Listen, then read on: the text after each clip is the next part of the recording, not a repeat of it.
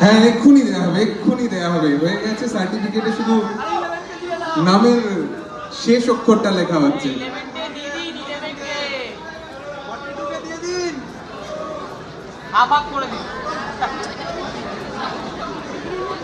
আওয়াজ থেমে গেল তো।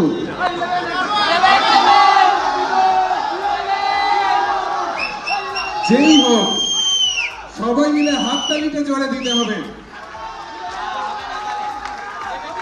165 centimetre overall men physique champion of champion from north 24 Parganas Bhaskar Mondal.